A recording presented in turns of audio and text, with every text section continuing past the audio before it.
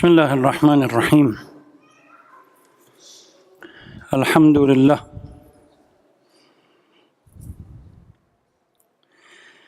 أحمده شكرا لأنعامه وأستعينه على وظائف حقوقه، ثم الصلاة والسلام على سيدنا ونبينا وحبيب قلوبنا أبي القاسم المصطفى محمد وعلى آله الطيبين الطاهرين.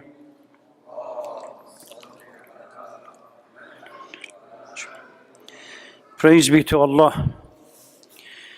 We praise Him and thank Him for all His blessing, and to seek help from Him in doing our duties. Peace and blessing be upon the most noble Prophet, our Prophet, and his pure progenies.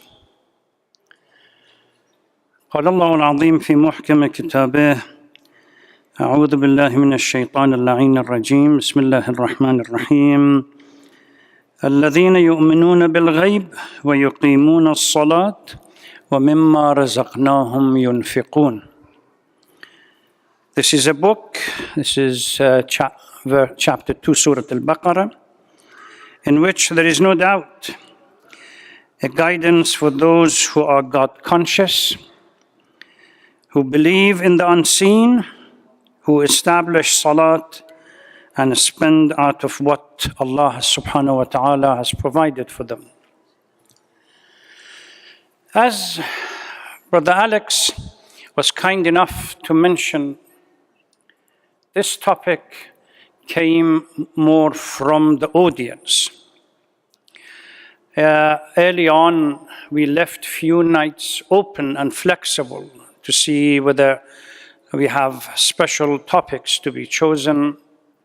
And last night, I was informed that one of the questions that was asked way back is to what kind of steps we can take to make our prayers more acceptable.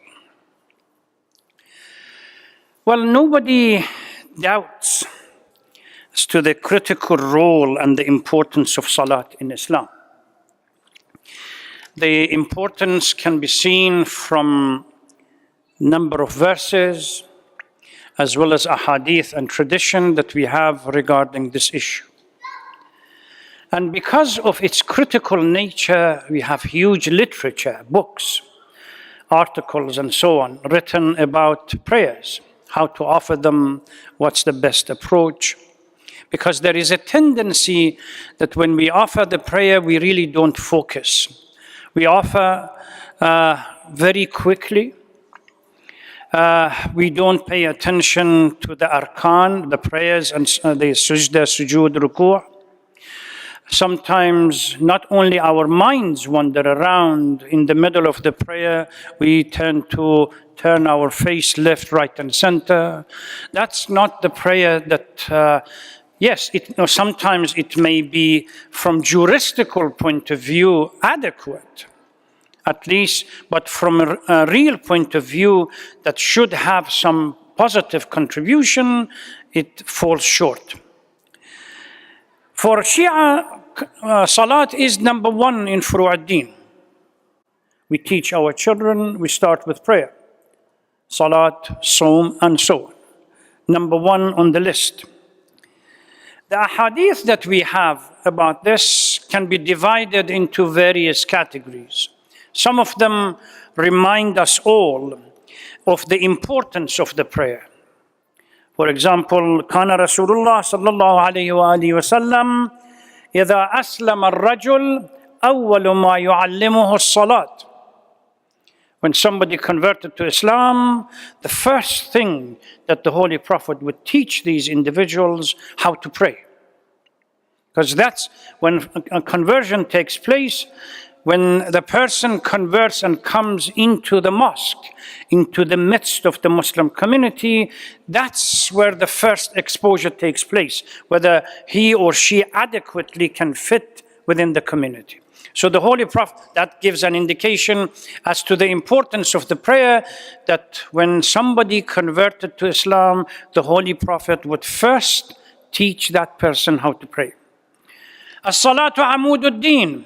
إن قبلت قبل ما سواها وإن ردت رد ما سواها.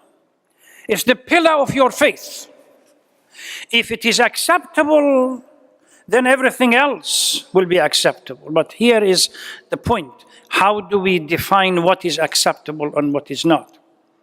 It's not the juristic salat which is acceptable. Yes, we can go through the rituals and do the prayers as we're supposed to do, but mentally, spiritually, and internally, we are not focused.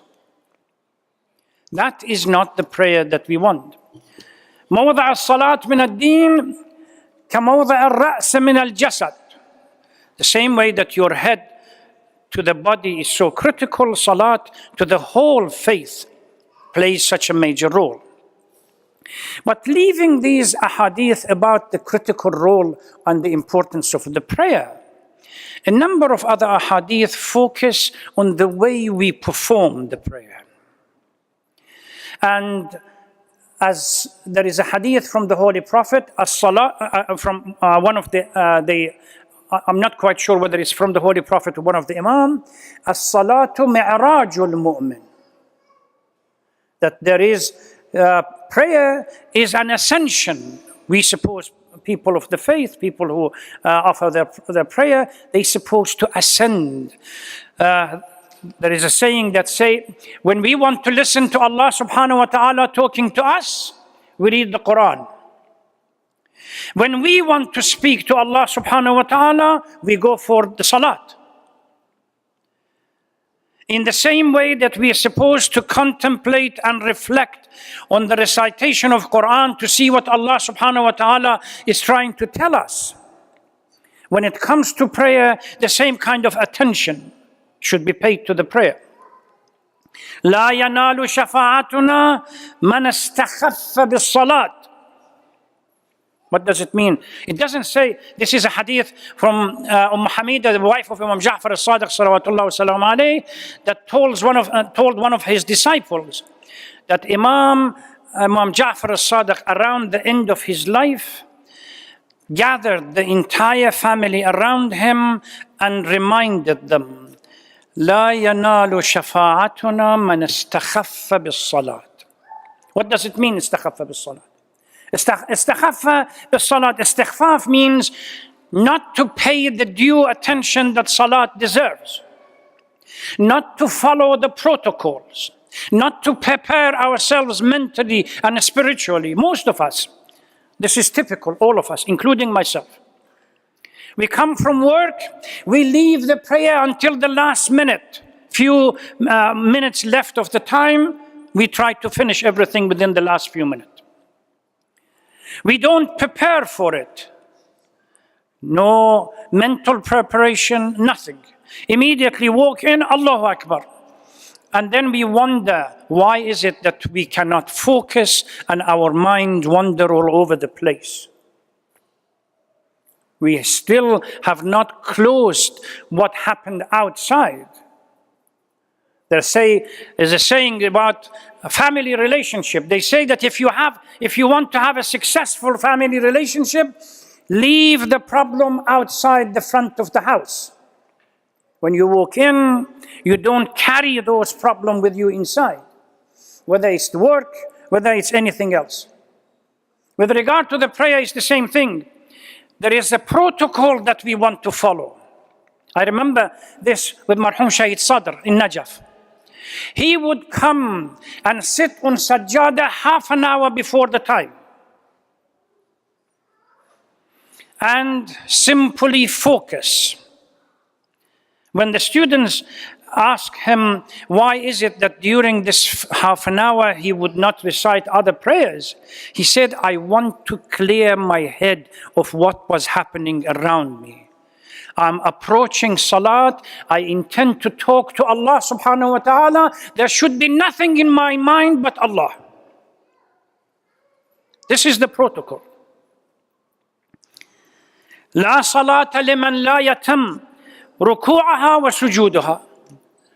The prayer of someone that, like speed of light, Allahu Akbar, before you know it, he says, Assalamu alaikum wa rahmatullahi wa barakatuh. Telegraphically, we send the prayer to Allah subhanahu wa ta'ala.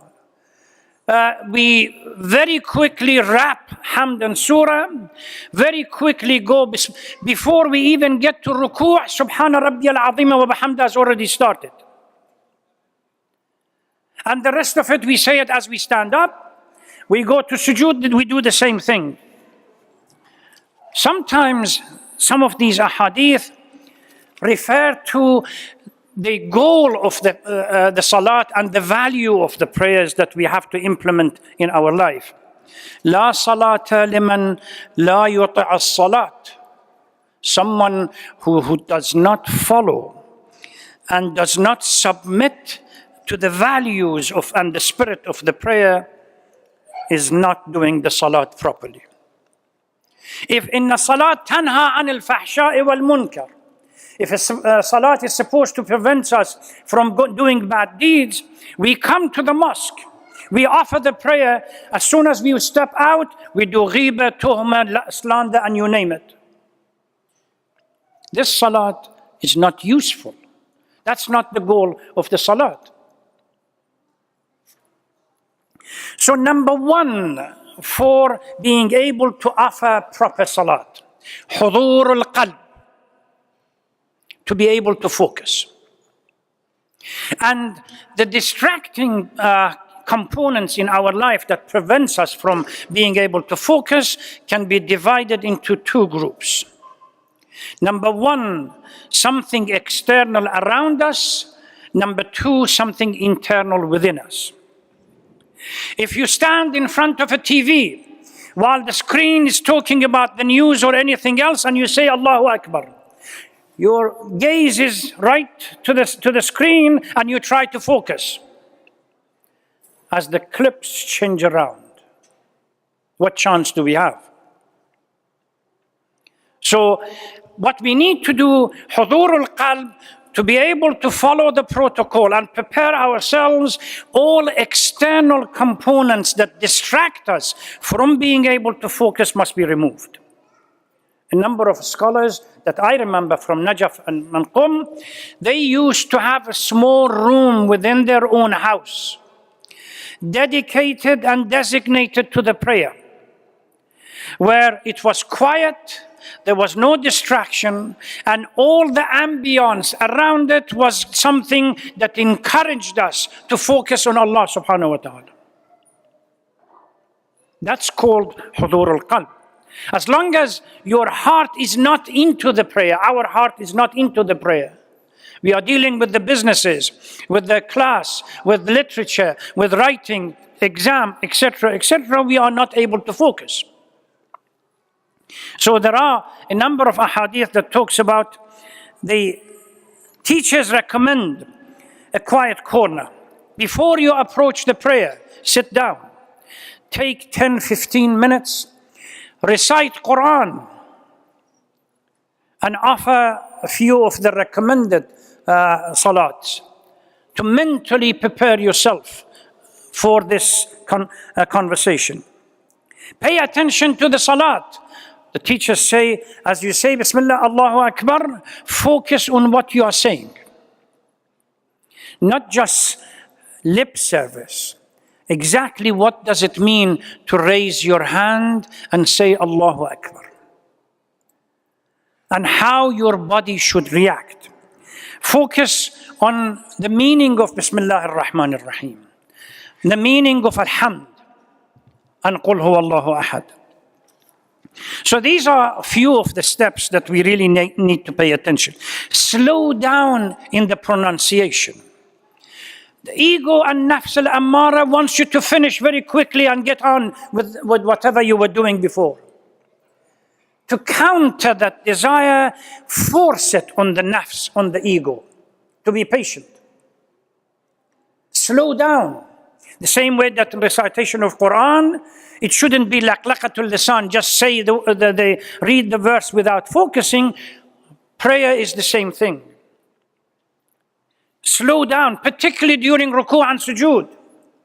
There is a hadith from one of the Imams that says Allah subhanahu wa ta'ala wants to see the abd, the servant, prostrating before him and asking him for his life and everything else.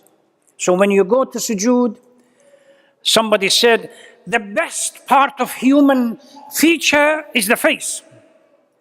And the most important part of that face is your forehead. When you put the forehead on dust and say, Subhana Rabbi al-A'la wa bihamdih, indicating that before Allah subhanahu wa ta'ala we are nothing. Focus and read, concentrate and slow down. Do not rush the sujood and ruku'. Take it slowly so that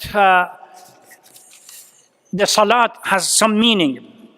There are also external factors which affect our own soul. Last night we talked about sin and sinfulness. Committing sin and being in a sinful state would have a negative effect on the way we offer the prayer. Hubb ad-dunya, so long as we are attached to this world and the glamour of this world, the heart is not there to focus on Allah subhanahu wa ta'ala. When there is attachment to this material world, it's very hard to detach yourself during the prayer and focus on Allah. This notion of attachment and detachment is something that not only in Islam, in other faiths, Buddhists and Hindus talk about it. The mystic within Christianity and Judaism speak about attachment and detachment. So long as الناس عبيد الدنيا, as Imam Hussein salawatullah salamu alayhi says, that we are attached to this material life and mesmerized by its glamour, the heart cannot be removed and focused somewhere else. Food, what we eat. Remember, there is a cliche these days, they say, you are whatever you eat, as far as health and physical being, but it applies to your spiritual as well. Food that comes from haram, that you are not sure where it comes from as far as meat or preparation, ingredient, whatever, has negative consequence on the prayers and being focused. There were scholars, Allama Tabatabai, rahmatullah alayh, the author of Al-Mizan and one of the greatest philosophers of our contemporary life, once said that I would never eat outside. Why? Because I cannot trust the food. Knowing fully well that if I eat something, that even slight ingredient that should not be there, it's going to affect me spiritually. So watch what you eat outside, pay attention to. One of the critical issues here is offering the prayer on time. The famous quote from the late Prime Minister of Iran, Marhum Rajai, said, tell your work that I have prayer. Don't tell your prayer that I have work. When the time of prayer comes, drop everything and start your prayer. Particularly those of you who are engaged in businesses, your working class and everything else. Try to exercise this and you see how much it will work.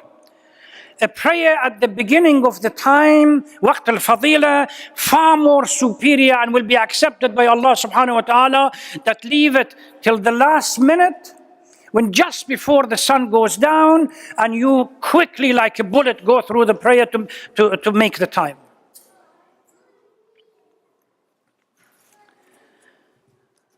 Marhum Imam Rahmatullah alayhi has a book I strongly recommend for those of you who really search for an answer how to offer our prayer. It's called Adab al-Salat. This book was written for his son and his daughter-in-law, informing them and guiding them how to offer their prayer. Please read it.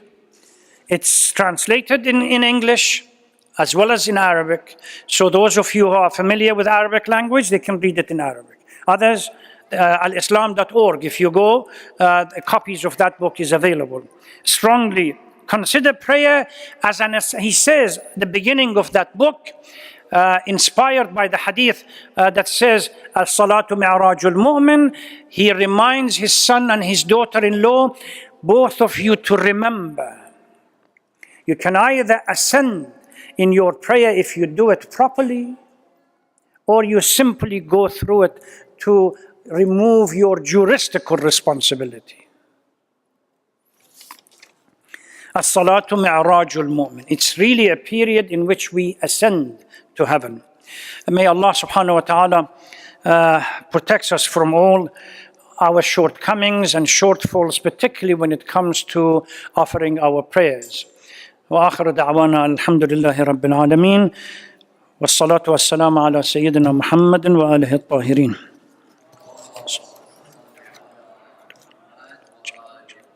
As far as I know, tomorrow night is going to be the last lecture. The topic is going to be Eid al-Fitr and questions related to Eid al-Fitr. I offer my congratulations to the brothers and sisters that I may not see them tomorrow night. Eid al-Fitr, we will have prayers on Sunday. If the sighting is confirmed in North America and Canada, then Sunday will be the only day we will offer the prayer, as it happened during the beginning of the month. And if not, then we will have 2 days, Sunday and Monday, for those who would like to offer their Eid prayer on Monday. Thank you. Wassalamu alaikum wa rahmatullah.